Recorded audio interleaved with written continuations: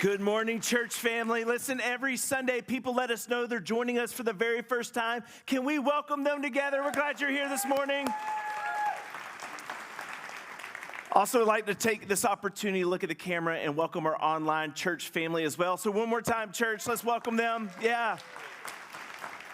Welcome to week 3 of our series called It's Complicated, but I love the tagline because it also says it doesn't have to be, right? And we're in week 3 of this study, and I think sometimes relationships feel complicated because you're in a season that you've forgotten its purpose.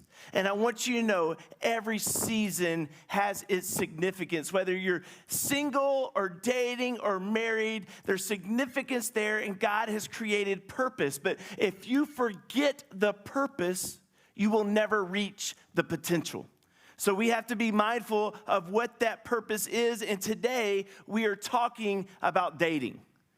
All right, mixed reaction, okay? Listen, for some of you, you're excited because you're single and ready to mingle. Right? I mean, you look forward to worship because that's a time where hands are raised and you can check if there's a ring on that finger or not. Come on, you've come in here and you're scoping and hoping for a relationship, and that's good. Others, listen, don't tune out.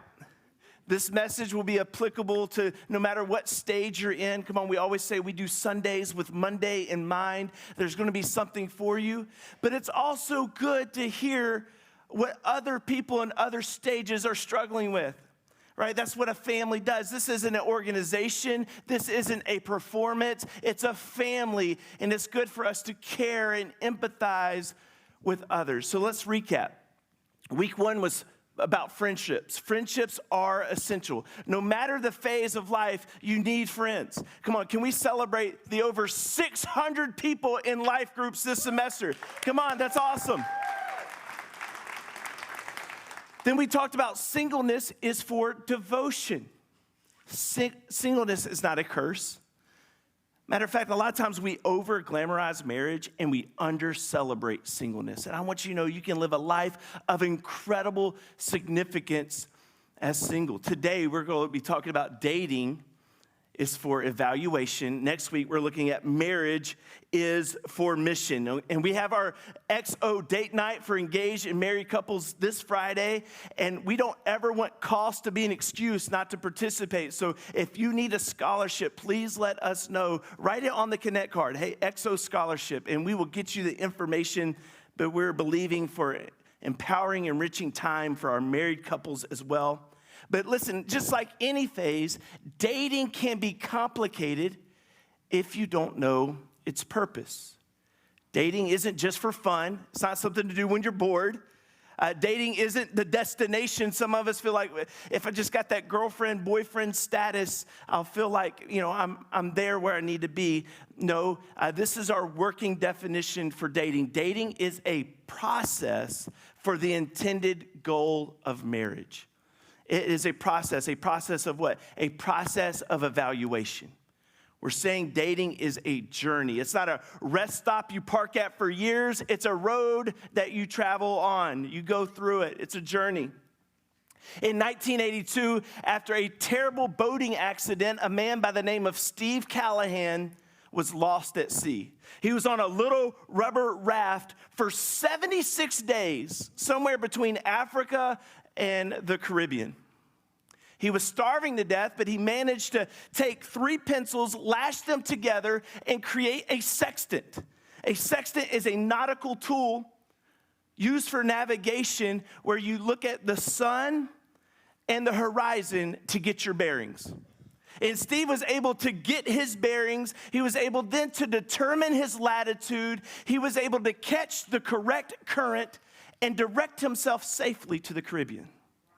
He was able to navigate a tough situation because he was familiar with the fixed realities of the sun and the stars. And he made it safely. I want you to know we have that same opportunity today, that if we look to God, trust his fixed realities, that we will find our bearings and be able to navigate difficult relationships, even as complicated as they may appear. Proverbs 16:9 says this: we can make our plans, but the Lord determines our steps. God knows your plans. He knows your heart. He knows your desires, and he wants you to get where he wants you to be, and he actually has a step-by-step guide to get you there. He has his word. So as we talked about, dating is a process, it's not a journey. We got to think of dating more like crossing an ocean than assembling a piece of furniture. There's some movement to it. And we're going to today look at 5 flags. Come on, Pensacola is the city of 5 flags. And these flags are from the International Maritime Code of Signals. Of course they are, right? So we're going to look at these flags to help us uncomplicate the journey of dating. So each flag has meaning. And before modern technology, they would hoist these flags up to communicate clearly to ships around them in times of uncertainty. And we're saying each flag is going to represent biblical truth. So here's the first flag. It's the U flag. And this U flag that is checkered red and white means you are running into danger. Come on, sometimes the frustration we experience in relationships is because we've never been able to put our finger on the problem. Wouldn't it be great to know if you are heading toward danger? The Lord directs us that way, and for flag 1, it means for us to navigate the dangers of dating, navigate the dangers of different seasons of life. What are those dangers? I could think of a few. One is consumerism. That our approach to dating in our society is more of a consumer mentality than a companionship one. Let me put it in perspective. In 1995, there was one dating website. Now there are over 8,000 competitive dating websites and apps. And have you noticed that these dating apps and websites have got strangely specific? Like, move over eHarmony. We have farmersonly.com. We have StarTrekDating.com. We have singlesglutenfreedating.com. This is a real website, clowndating.com. Look at this tagline. Everybody loves a clown. Let a clown love you. No! That's a lie from the pit of hell. Not today, Satan. We're not doing that. That's a trap. We're not doing that, guys. In 2011, there was a study compiled from a survey of the top 39 executives from online dating websites and apps. They looked at the report of things that these 39 executives said, and they all agreed on one thing, that online dating has made people more disposable. I'm not against online dating. I'm not saying it's a bad thing. I'm saying the constant scrolling and the constant swiping will eventually cause us to see someone as a product to be used instead of a person to be loved. And we have to just be cautioned that it's easy temptation for us to fall into the danger of consumerism. Here's another one. It's hookup culture. Hookup culture propagates a lie that sleeping around, being promiscuous, you can settle down later. Right? If we just do this, don't worry about it. It's not that big a deal. The University of Notre Dame did a 10-year nationwide study on sexuality on college campuses. And when they addressed the topic of hooking up, those are meaningless sexual encounters. The people that participated in that, 41% of them said at the end of that, it left them profoundly unhappy. Profoundly unhappy. For the other 59% of people, the highest praise they could muster up for the experience was to say it was fine. Not amazing, not awesome, fine. Why? We know sex isn't casual. It's incredibly bonding.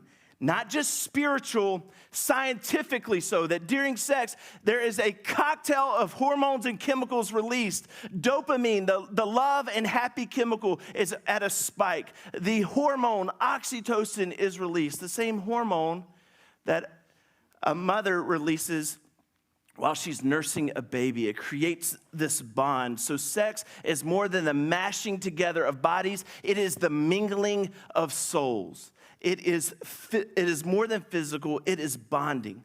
Now hear me, God is not against sex. He is pro-sex. He created it, but he is against the distortion of it. Why? Because more than anything, God is pro-people. He's pro-people. So he designed sex to have two people become one flesh. It's beautiful in the proper context of marriage. There's nothing casual about it. And then the third danger we see is identity, that your significance is tied up to your relationship status. I want you to know dating isn't something, it's something you do. It's not something you are. It's not your identity. And people look to find their identity in someone else, to feel complete. They're trying to have somebody do for them that they can't do because our identity can only come in Christ Jesus. Let the one who designed you define you. No other person can give you that. So even though there are these dangers to navigate, Hebrews 13:8 says that Jesus Christ is the same yesterday, today, and forever. I want you to know that dating has changed, but God hasn't. And none of these dangers are a surprise to him. And he's created you for relationship and intimacy. And he has a plan that stands the test of time to how to get you there. So here's the second flag. The second flag is called the echo flag. And I love it. It means I am adjusting course. I was going one way. I'm hoisting this flag to let everybody know around me I'm changing course. And I love that the name is the echo flag because that's what this church is all about too. We say, hey, it's not over for you.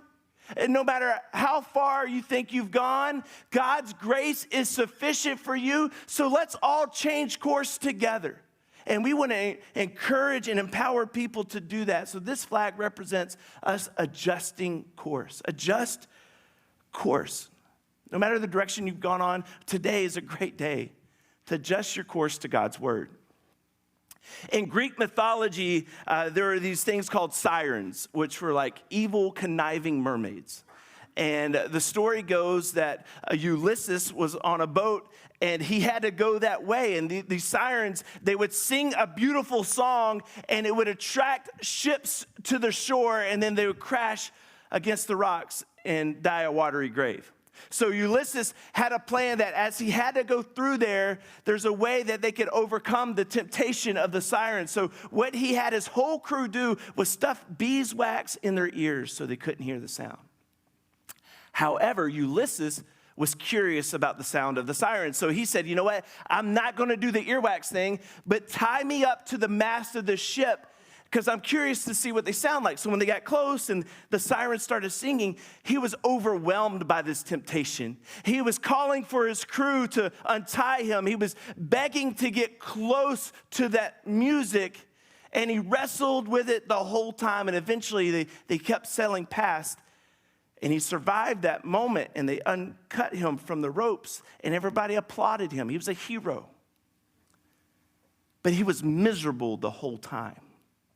And some of us think, man, I don't want to adjust the course I'm going in life because I like the sound I'm hearing. And I think if I adjust to God's way, I'm going to be miserable the whole time. It's going to be nothing but beeswax and rope burn if I follow God's way. Well, there was another ship that passed, and on that ship was a man named Orpheus, and he too had a plan to avoid the temptation of the sirens. And as they got closer and the music of the sirens started playing, he opened a case, pulled out his lyre, and started playing a musical instrument.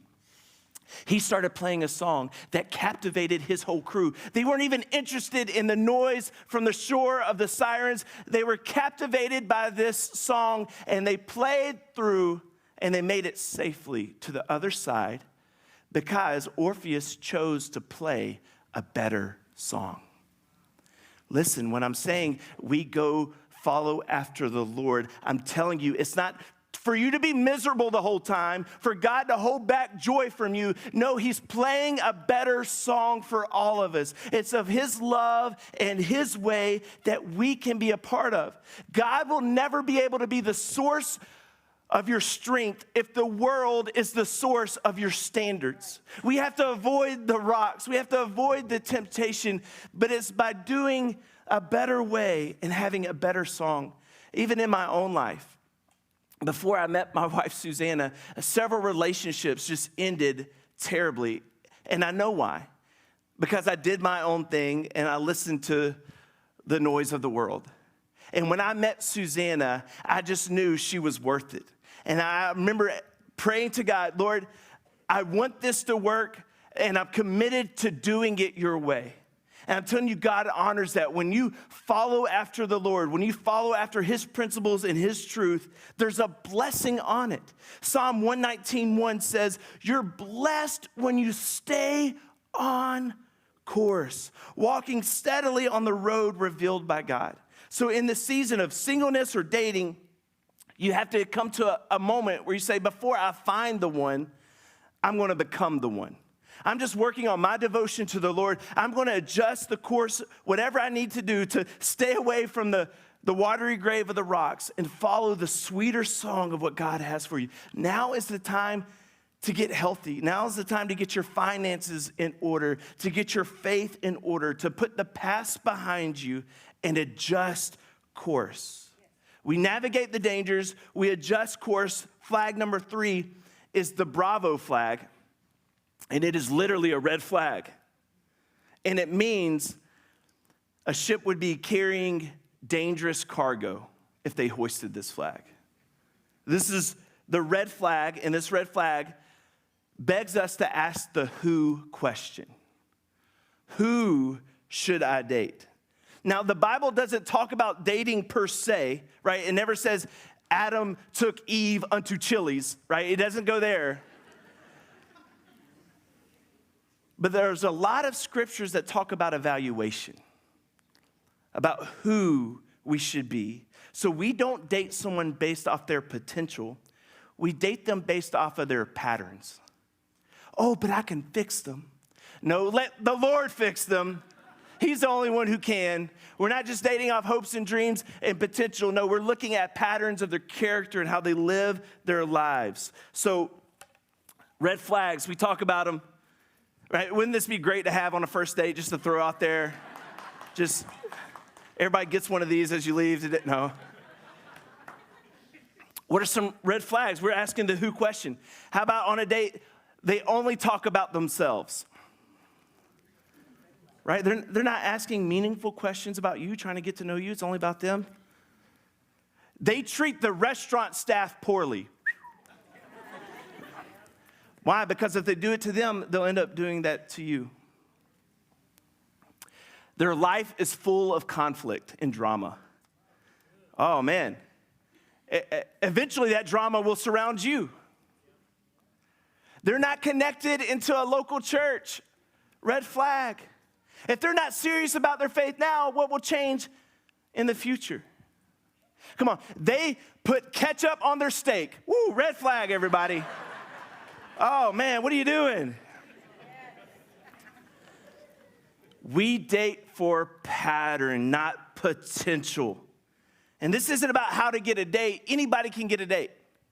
Anybody can get married. Matter of fact, if you set your standards low enough, you can get married tonight. This is about finding the right person the right way through evaluation. We're asking the who question. What kind of person should I be looking for?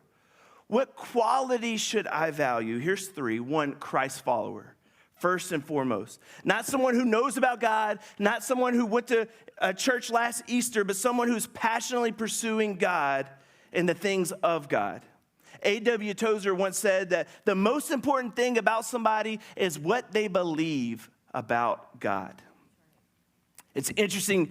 You read through the book of Genesis, and Genesis chapter 24 is the longest chapter in that book. And it's a chapter about a man finding a wife. Isn't that interesting? More attention focused on that than anything else in Genesis, which is the creation story. No, this chapter's bigger than that. Noah's Ark. No, this chapter's bigger than that. And it lends to the heart of God, that how much he values relationship. And in that chapter, Abraham gives one command. He said, find a wife for my son.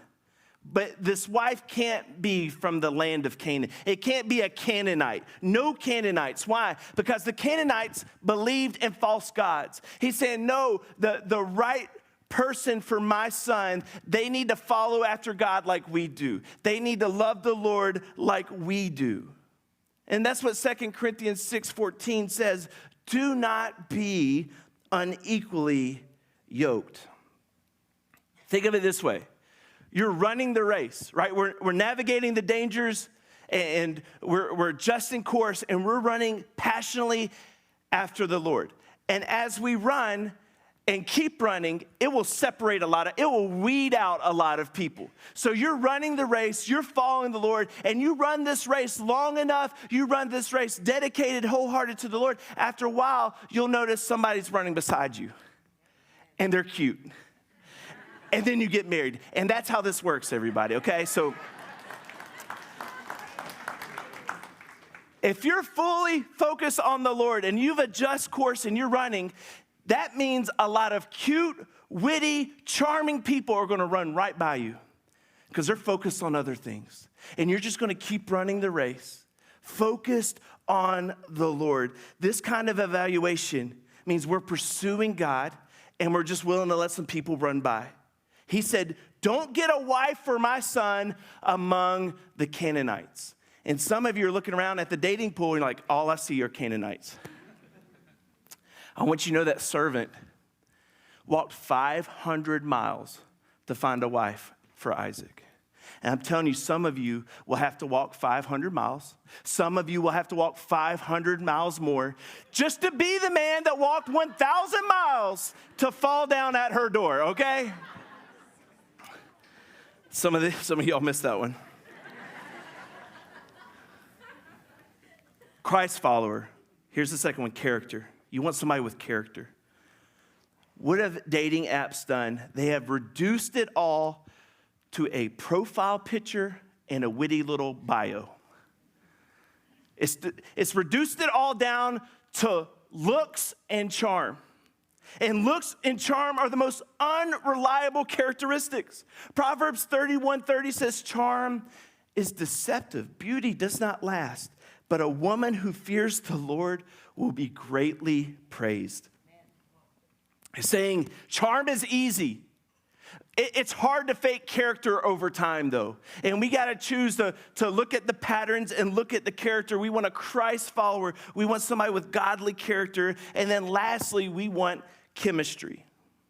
It's a factor, but it's just not the most critical factor. And some of us like to take chemistry and put that at the very top and worry about the Christ follower and the character later. And this is the popular argument. Shouldn't we explore our sexuality to see if we're compatible for one another? Listen, if you marry for godly character, I promise you, y'all will figure out a way to satisfy each other. And you just pursue, if somebody who cares about the Lord, they're going to find ways to care about you and meet your needs. The proper question should be, can I build my life together with this person? Can we journey down the road of life together? We're looking for that compatibility. Do we get along? Right? If they're boring the stew out of you now, like, what's going to change? Get along. Do we enjoy spending time together? We're just looking for the right compatibility and chemistry. But most importantly, is Christ's follower and his character. So we're saying, hey, we got to ask the who question. Okay, here's flag number 4. This is the Q flag. It's all yellow, and it means I am healthy. They would raise this flag. They would hoist this flag to let everybody know, hey, no diseases here, no malaria here. We're good. We're good to go. And some of you are like, hey, listen, I've navigated the dangers. I've been asking the who question. Like, I've adjusted course, and like I feel like I can date right now. And this is to encourage you that if you're healthy, to continue to set a healthy, sustainable pace to dating, right? So who is most important, but how you do it is important as well. So avoid the dangers, adjust course, ask the right questions, now develop a good pace.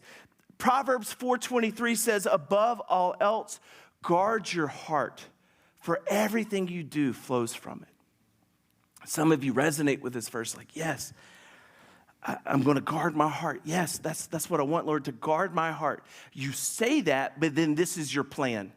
Your plan, there's a Cheeto guarding your heart. Like, that's not a plan of protection right there. That's not guarding your heart. You got to have a better plan. Here's the approach I want you to take. I want you to have this mindset that as you're dating somebody, regardless if you marry them or not, you want them to be able to say, I am better for having spent time with you.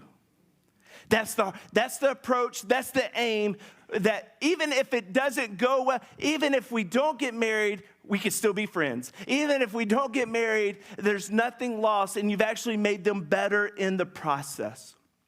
That's the goal of a healthy, sustainable pace. So what do? We limit time. If you're dating someone, don't abandon everyone else around you. Don't abandon your friends and your family and have everything in your life revolve around this person. It's not the time for that. Jesus needs to be the center of your life anyway. Don't disappear from your other friendships. You don't have to hang out every single day to be dating, okay? How about limit talk? On that first date, I give you permission. You don't have to say everything on that first date. Leave some mystery in there. Leave some wonder and excitement. Build a spiritual friendship first. I talked with people, they're dating, and they've been dating a couple of months, and they were talking on the phone for several hours every night. And I'm just thinking, that's not sustainable. And I asked them, hey man, well, how long do you think you would date until you get married? Marriage, I don't even know yet. But it would be the closest I want to get married, maybe 2 or 3 years. So I'm like, okay, man, just walk me through this. You're talking 2 hours on the phone every night. You're going to do that for the next 2 to 3 years? Like, it doesn't make sense. You got to have, dating is a process for the intended goal of marriage. And if you're dating somebody, you don't get weird. You don't have to know on the first date, okay? But as you go through this evaluation process, when you feel like you're in a healthy spot to do this and that this could be real, like, you need to start working back a plan and say, you know what, 2 to 3 hours every night, that's just, like, let's just have a healthy boundary there. It's not sustainable, and it just sucks the potential out of a relationship. And so limit talk, limit time, and then thirdly, limit touch. The question we often ask is, how far is too far? That's the wrong question to ask. We should ask, is this holy? Is it honoring God? I remember my aim in this is to say that I am better for having time with this person. Does that align with that goal? God wants you to enjoy sex, but within the proper boundaries in the context of marriage. I was in student ministry for 12 years. I always told my students the sunshine rule. Here's the sunshine rule. If the sun doesn't touch it, nobody else's son should touch it either. All right? That's the sunshine rule. Dads, write that down right now. You want to store that one. You want to save that one for later. Write it down. If you don't limit touch, you will lose the ability to evaluate clearly. Because sex is an intense thing, and it throws off your evaluation process. You're not able to think clearly after that. And you're thinking, hang on, Pastor Joe, you're telling me that if I do this, won't that lack of sexual activity cause great tension in our relationship? You betcha. And that tension is there for a reason, to propel you through the process of evaluation. To say, hey, am I going to grab hands with this person and run life together or not? So while that tension is there, and yes, it will be difficult, it's a much better than the alternative of this coupling and decoupling of souls and the damage it can leave behind. So we say, yeah, man, we're going to have a pace where we limit time, limit talk, limit touch, to have a sustainable pace. And at this point, as we talk about this, it's easy for us to feel defeated in this moment. It's easy for us to feel overwhelmed. It's easy for us to recall all the mistakes. Even after the first service, people are like, oh, I wish I heard this 20 years ago. I wish I heard this 40 years ago. I get it. And we feel like we've gone too far gone, and we feel helpless in the matter, and we feel like it's too late to adjust course. And the next flag we want to raise for many of us is the white flag. This is just too much, too far gone, and I just feel like quitting. And you feel like quitting on the relationships in front of you, the people around you. You feel like quitting in your marriage. You feel like quitting on God's plan for your life because you've somehow disqualified yourself. But let me suggest a better way. Again, back in the day, when they used the flag system, if a captain got into an area where he was unfamiliar with the waters, and they were treacherous waters, and he didn't know how to navigate them, and there's rocks and there's shoals, he had a choice. He could just kind of push through and try to make it to safety. Or he could hoist this flag, which means I need a pilot. And if you're in treacherous waters, you don't know how to navigate it, you say, I don't know how to do this on my own. I request a pilot. I need someone who knows the way. And a pilot would stand at the shore and they would see that. And if they're available, they would hop in a little dinghy and they would paddle out there and they would take over and they would navigate them to safety. And I'm telling you, this flag, this fifth flag, is an invitation for us to say, I need Jesus. I can't handle these treacherous waters on my own. I've been banging against the rocks too many times. Lord, I need help because I know you have a plan for me. I know you care for me, and I know you're capable. What an opportunity to not quit, but to surrender to Jesus. And I love what Psalm 121:8 says, the Lord keeps watch over you as you come and as you go, both now and forever. Listen, he's saying, I don't care what you've done or where you've been, but when you say you need me, I'm there for you. Are you willing to let him be the pilot of your life? Let's pray.